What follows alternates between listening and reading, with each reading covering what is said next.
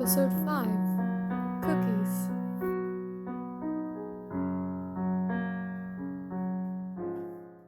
Friday afternoon. Late. Scene: Dean of Student Affairs Elizabeth Ramsey's office. Cast: Kurt, Blaine, Wes, David, Evan, Ethan, Dwight, Reed, Househead Howard, and Dean Ramsey. Situation: the declaration of an after-party at Windsor came to effect shortly after arriving. Party: Windsor. Doesn't usually end well. So, When the dean finally chose to speak, the boys fidgeted. Blaine leaned back on his seat with a sigh. Kurt sank his head into a hand as she walked behind her desk in front of them, seeming to take this into consideration. Kurt could read teachers' vibes, but while Dean Ramsey was registering absolute calm in his sensors, something was definitely brewing there. Her things were all packed up, and she looked as though she were about to leave for the weekend, so if she took her time to gather them here right before leaving, then there was definitely a blip.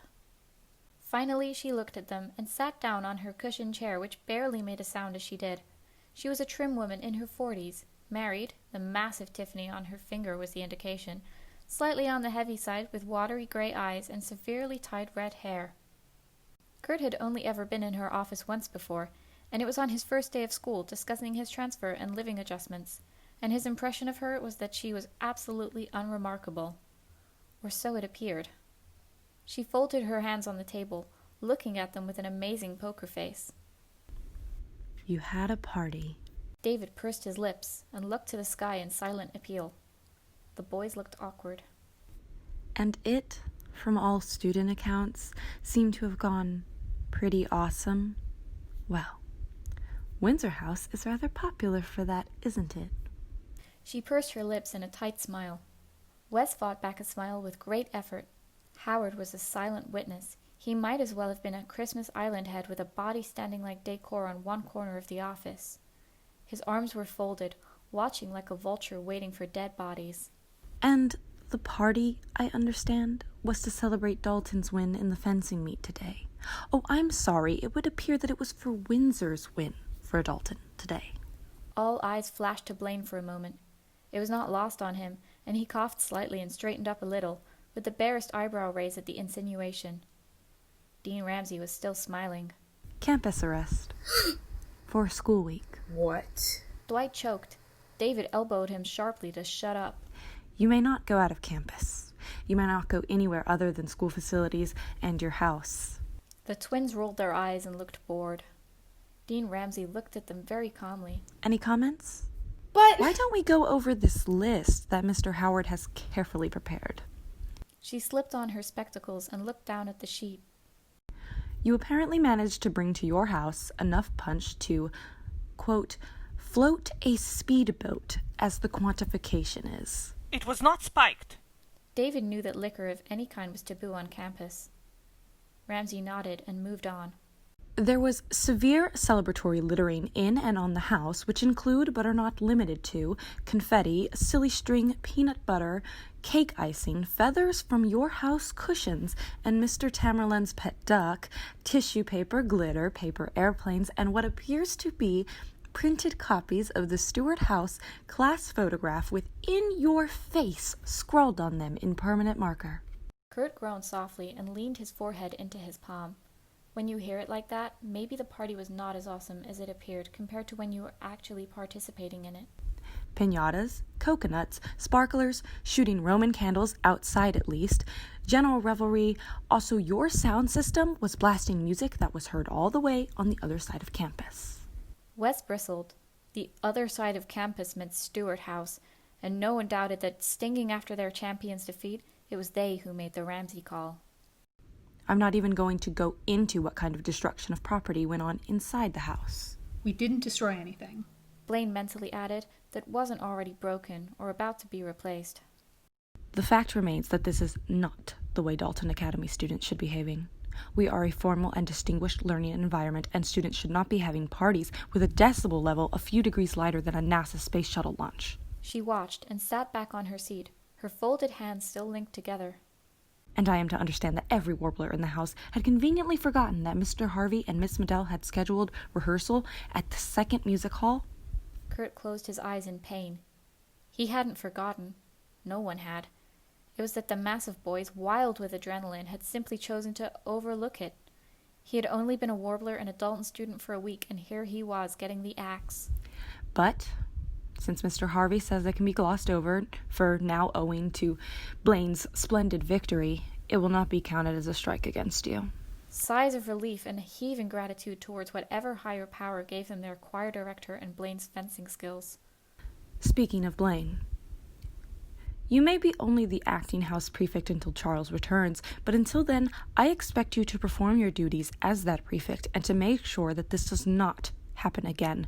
This should not have gotten out of hand at all. Do I make myself clear? Yes, Mrs. Ramsey.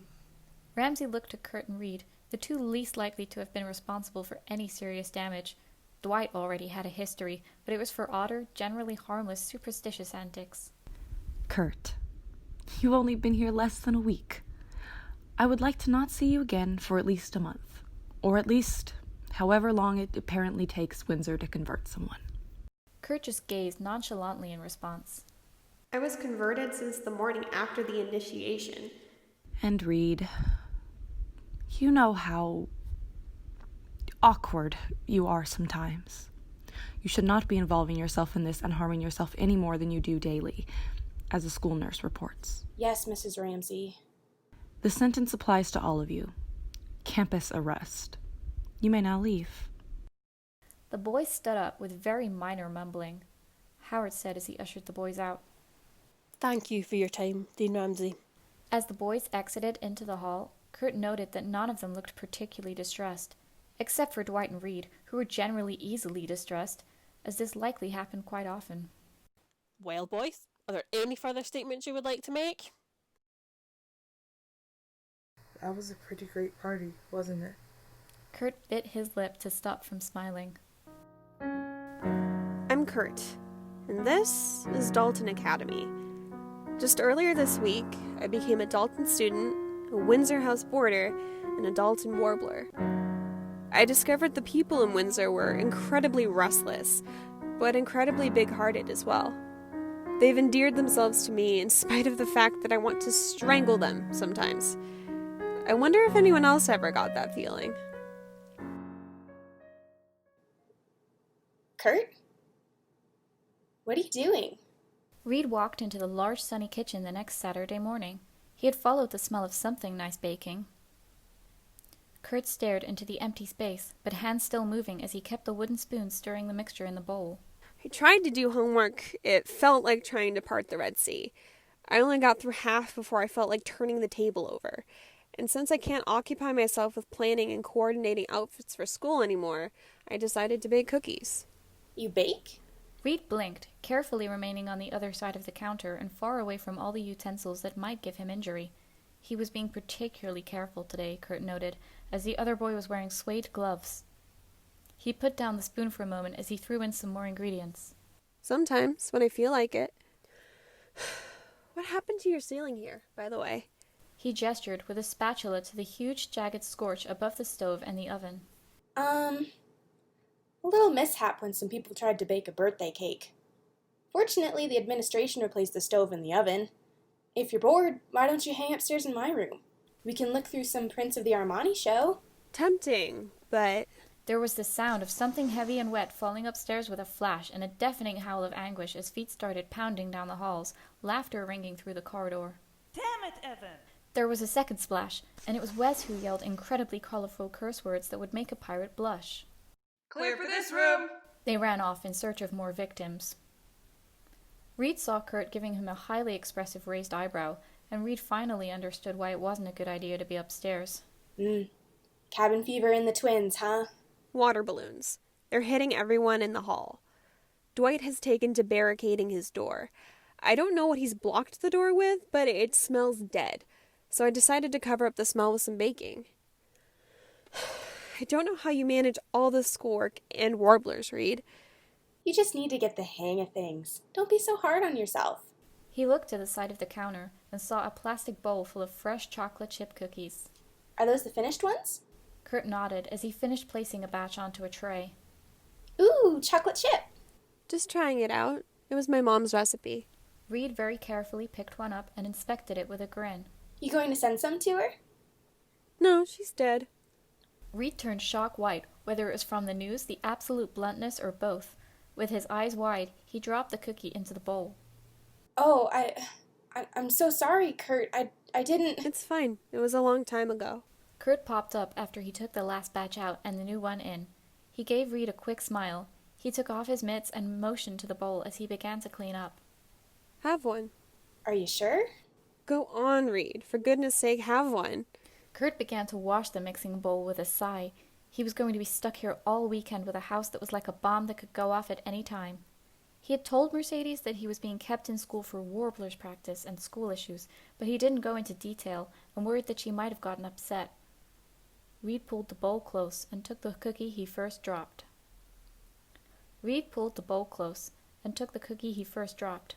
What was your old school like, Kurt? Why do you ask? Just curious. Reed remembered the conversation at the bonfire, biting into the cookie carefully. Kurt had so many flashbacks that he nearly overloaded. He just shook his head and smiled, scrubbing diligently. I spent my time planning what to wear to school next and hanging out with my old glee club. They're really great. Of course, our director, Mr. Shu, really needed to get out of that time pocket he's in. It's still the 80s in there, and let loose a little, but that's how he is. He realized that Reed was quiet.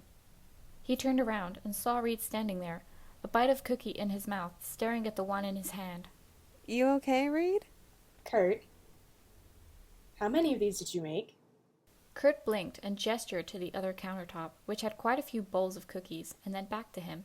He looked at Reed, staring at him, and the way Reed was gripping onto the bowl he had. Last batch is in the oven. You can have that one if you want. Reed pulled the bowl close, staring at him with big eyes. Could you excuse me for a second? Sure. And the boy tore out of the kitchen with the bowl, and he could hear his feet pounding up the stairs. Kurt stared, wondering what in the world just happened. He picked up a cookie and bit into it, and as he expected, everything seemed to be fine. Was Reed allergic? He glanced up to the window. Everything looked bright in spite of it being rather cold. Maybe he just had to get out of Windsor and take in some air. He went around putting the cookies into a large Tupperware container. Everything outside Windsor was caught in the transition of fall and winter. Weird, Kurt frowned as he thought he saw a speck of color fluttering past some bushes in the distance. It looked an awful lot like one of Rachel's coats.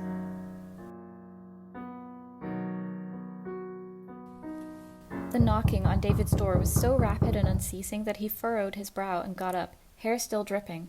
If it's those two again, you better let me kill them, David. Wes yelled from their common bathroom. If I leave any pieces for you, you can. He reached to the door and opened it. What do you guys want this time? And he found Reed standing there, holding a plastic bowl and eyes huge. Oh, what's the matter, Reed? Did they get you too? Eat this. And he all but shoved a whole chocolate chip cookie into David's mouth. What are you... David choked and then stopped. He chewed and then looked at Reed, staring in shock. Oh my. Whoa. Reed, what is this? Reed just widened his eyes at him in an I-know-right manner.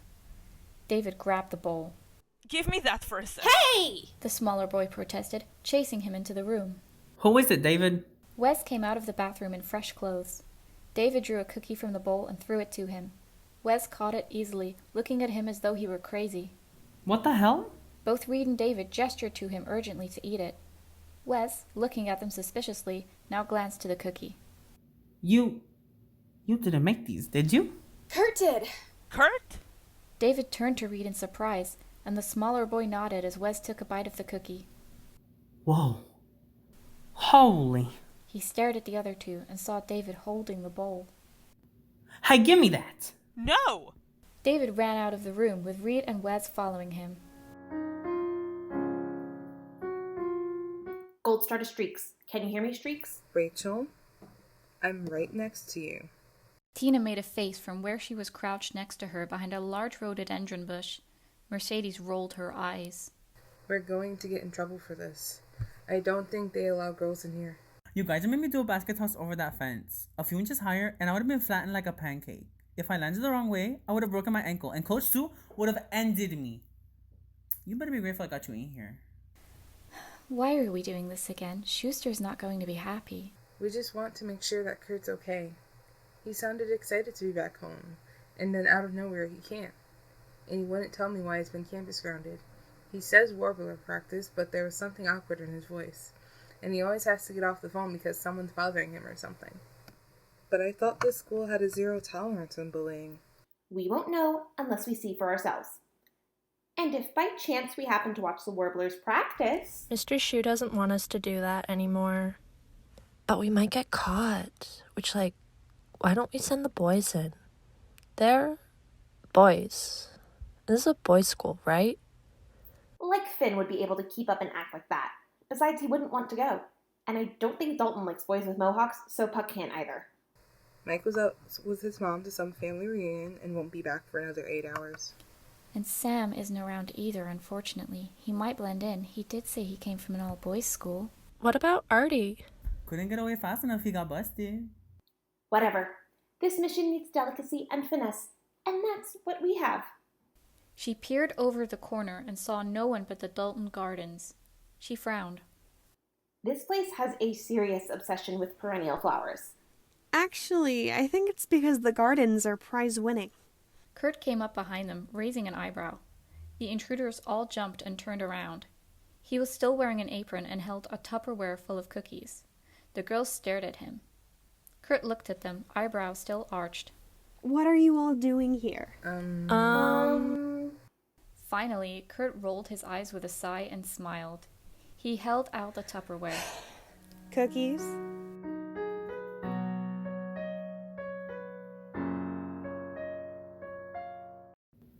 Okay, what the hell are in these things and why are they so good? Wes was sitting in the common room, staring at his last cookie fragment. Blaine had consumed all his. I have no idea. I didn't even know Kurt could bake. Wow! For the first time, Windsor actually has someone with competence in the kitchen. His home economics class must go by in a blur of haze. The twins just nodded, eating their own cookies with glazed expressions. This was the aftermath of the cookie battle. While David, Wes, and Reed were trying to take possession of the cookie bowl, Blaine had come out of his room to check if the coast was clear of water ballooning twins. David had taken out a fistful of cookies and then threw the bowl at him. Blaine, not nearly as frazzled by this than most people would have been, managed to get a cookie out before Wes grabbed it from him, and then Reed grabbed it back, and then the twins materialized out of nowhere, probably attracted by any confusion that they themselves were not causes of. They took the bowl and each got a piece before the nearly empty bowl ended up with Dwight, who had still not moved from where he was eating by the bay window. How can you not know that he makes magic chocolate chip cookies? I thought you would have known nearly everything about him by now since you kept going back to Lima before he got here. I don't know everything about him. I wish I did, but I'm not a stalker and I don't intend on making him tell me things. Did you know his mom's dead? He said this was her recipe. I'm eating haunted cookies? Dwight asked in soft horror from the bay window. He ended up getting assaulted by a mass of sofa pillows from all the boys in the common room. Blaine, why did Kurt move here? Yeah, I mean, nothing against him or whatever, but you saw his house. He's not, in the same tax bracket as us. And he was in his old school's glee club. They were those guys on the phone during his audition. He was singing to them, Blaine. And all that stuff you said about him looking lonely and unhappy the first days. It means he misses them. So, if he really likes them, why would he just up and move here, costing his parents all that money? I know the Warblers are amazing, but he doesn't look like the type to ditch his own team for a better one. Is he in some kind of trouble, Blaine? All eyes turned to the acting prefect. Blaine closed his eyes and let out his breath, leaning forward from where he sat, resting his elbows on his knees. Kurt, I don't know if he'd want me to tell you this. Damn it, Blaine, just tell us. Hey, look, we're his friends too. We live with the guy. We like him. He's an amazing singer. He's one of us warblers, and he's put up with our crazy for nearly a week and practically enjoys it. Far as I'm concerned, he's our new little brother. If he has problems, man, I want to know about it. He moved here to get away from those problems, Wes. Then there should be nothing to worry about if you tell us, right? The twins turned identical pairs of piercing ice blue eyes at Blaine, silently requesting the same information. Blaine looked around at the common room, saw all of them staring at him, and sighed deeply. As long as you swear this does not leave Windsor House, this common room. This is between all of us. Because more than anything, I want to protect Kurt. I can't have him hurt again. Do you understand? The twins looked at each other out of the corner of their eyes. They were pretty sure that Blaine meant that statement and that he also wanted something a little more than that, but they decided now would not be the right time to point that out. Now tell us.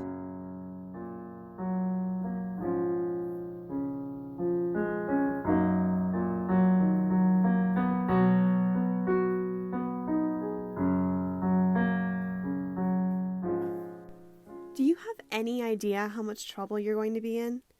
They walked up towards Windsor, feet trampling the damp earth. Santana, seriously? A basket toss without a catcher? You could have died. So I told them.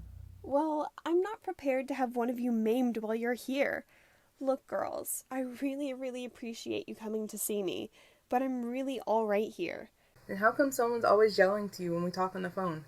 Boy, you better tell me what the heck is going on here. Do I have to cut someone or something? I just live in a really weird house, that's all.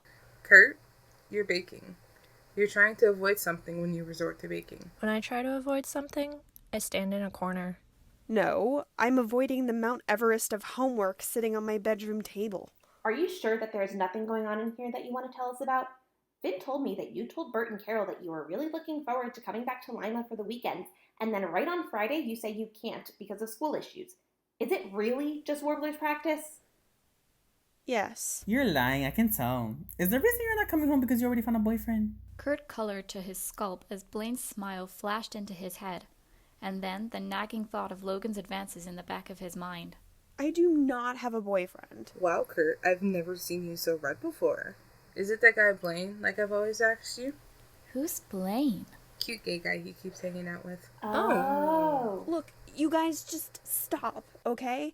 1, no, I don't have a boyfriend. It's not Blaine.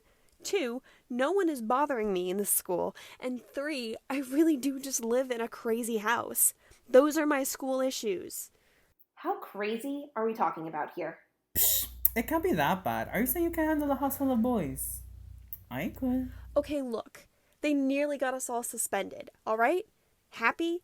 They threw a gargantuan party that went overboard, and we all landed in the dean's office, and I'm officially under campus arrest for the next school week. There. He crossed his arms over his chest and shrugged with a sideways glance. And for the record, no, there's no force on this planet that can control those nut jobs in there from what I've seen.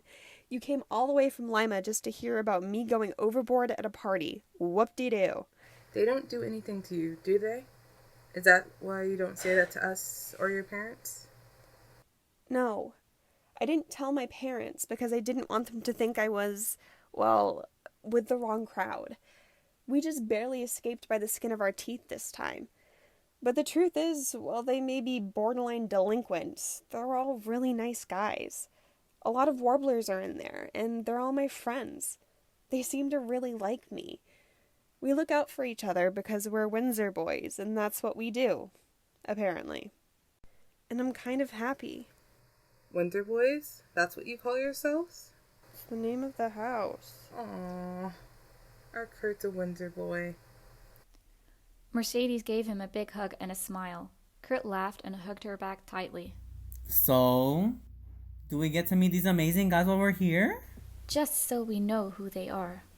You all turned into such weird mother hens, did you know? But he smiled and turned back to Windsor House, gesturing for them to follow him. Come on, but keep a low profile. It'll have to be really quick. We're not allowed girls in there. There aren't a lot of people here today, so maybe it's okay. The girls giggled, except Rachel, who just grinned and crossed her arms, and trailed after him towards the large manor-like Windsor house. Whoa. Wow, nice pile of bricks you got there. You live in a castle? Do you get to be the princess? I think that if they were given the chance, they would crown me as that. Kurt grumbled as he reached the door. He held his container of cookies under one arm and pushed open the doors. He called as he stepped into the foyer, girls following. Guys? Guys, are you in here? Wow, this is a big dorm, Quinn laughed, noting the Windsor banner over the hall. Kurt frowned at the silence, which was, in all respects, incredibly unusual at Windsor. Hey, where are you guys? He heard the sound of people acknowledging his call, and then the common room doors burst open, and the boys came flooding out, running to him, all talking at the same time. Wes ran up to him, a contorted expression on his face. Kurt? Kurt! What the hell? Why didn't you tell us? If we'd known it was that bad, we would have gone over to Lima with Blaine and... We want you to know that we are fully prepared to sniper down each and every dumb Neanderthal in that school that has ever slushied you. And what they said about your clothes. Reed looked like he was almost at tears. Dwight was the only one who noticed the girls staring stunned as this crowd of varied boys surrounded a very stunned Kurt. The self-styled spiritualist cleared his throat. Gentlemen, ladies in the hall. Silence. The group looked up. Tina blinked at the crowd almost nonchalantly. Wow, Santana was so wrong. He's totally got them. Pardon? They were just here to see who my new friends are. Guys, this is Rachel, Tina, Quinn, Santana, Brittany, and... Mercedes! Blaine finished, smiling as he took Mercedes' hands. Good to see you again. Hi, Blaine. This is the guy I mentioned. The girls immediately brightened up, and Kurt gave them a glare that threatened death if they decided to say anything. Girls, this is Dwight, Reed, David, Wes, and the twins, Evan and Ethan. The twins looked at the girls in wide-eyed wonder like they had not seen any for years. Wow. Talking flowers. That's so sweet. Brittany smiled while Santana gave her a confused look. Santana caught Dwight's eye, grinned, and gave him a saucy wink. Whoa. Eyes wide, Dwight backed up and raised his medallion defensively to Santana, who gave him a look that was both annoyed and downright grossed out. Rachel stepped forward to Blaine importantly and extended her hand. I'm Rachel Berry. I'm the lead soloist from New Directions. You must be my Warbler counterpart. Blaine raised an eyebrow and shook her hand. I'd like you to know that we didn't come here to spy on whatever you may have planned for sectionals. You failed the first time. Wes grinned, glancing at Kurt, who just shook his head. And that we were only here to make sure Kurt was all right. Well, it seems like it's all under control. I understand. Don't worry, we'll take care of Kurt for you. Good. Rachel was smiling now. Kurt stepped forward to the girls. Well, now that's done. You should all go before the house head comes by to check on us and finds you here. Then we'll really get suspended. They can't stay? David elbowed Wes hard. Shut up. Do as he says. Look at what he's got under his arm. He nodded to the large Tupperware of goodies. The rest of the cookies. Kurt gave them his best disbelieving "what is wrong with you people" look, but just turned back to the girls, ushering them out of Windsor's doors. You guys have got to promise me never to do this again. It's moronic and completely ridiculous. And if anything happened to any of you... We got it. We know. The girls went out, going down the terrace steps and walking to the direction of the gate they had unlatched. Going last, Mercedes stepped out onto the terrace and gave Kurt a quick hug. Next time, just please tell me what is going on with you. Because I told you, we still really give a damn. We tell each other everything. And besides, they look like they want you to do the same. She nodded back indoors where the Windsor boys were. Kurt glanced back and saw the boys staring at him, looking a little concerned. He smiled a little, unsure, and then turned back to his best girlfriend, hugging her. Right. I'll do that. He kissed Mercedes on the cheek goodbye, and waited until they were all definitely gone in the direction of the gate. He turned back indoors and closed the doors behind him, sighing in relief as he turned around. They were still looking at him that way. Kurt's brow furrowed. What? Kurt, I know it doesn't count for much right now, but we really, really wish you told us how you were being treated in your last school. If at any point we'd known sooner, we would have throttled Blaine for letting it go on so long. But we also would have done something to get you the hell out of there. You told them? They wanted to know, Kurt. They really did. They just wanted to know why you came here and why you fled your last school. And we wanted to know so that we could keep that crap from happening again. If we'd have known you had been advanced upon by force, we would have never let Logan near you. He's like the likeliest candidate for a do-over of that. And we also would give you a little more space. We do get too close to you. We have to remember that you've gone through something and that But that's just it, you guys. Don't you get it? You guys make me forget. Everything you do around me, it makes me forget all those things. I don't care if I want to strangle you afterwards, but the thing is, you guys would do a lot more help if you just keep being the way you are. I like you that way, believe it or not. I'm one of you now, remember? If you like us the way we are, then yes, you definitely must be one of us. The twins now cracked huge grins. And this sappy moment now calls for... And they both gathered up all the other boys and sandwiched them into a very tight, uncomfortable, and truly awkward hug that no one really liked, but put up with for the sake of the moment. Right. Kurt, getting crushed against Blaine, didn't seem to really mind all that much. Hey, Kurt, What? can I have the rest of these cookies? The burst of fighting and squabbling afterward just made Kurt jump back in surprise, and then he decided he didn't even want to try and make sense of the hysteria any longer. With a sigh, he tossed the whole container of cookies at them, beginning another fight of proportions that could have eclipsed Lord of the Rings, and sighed as he went up the stairs to fathom his now truly weird life. And he had the rest of his homework to do, anyway.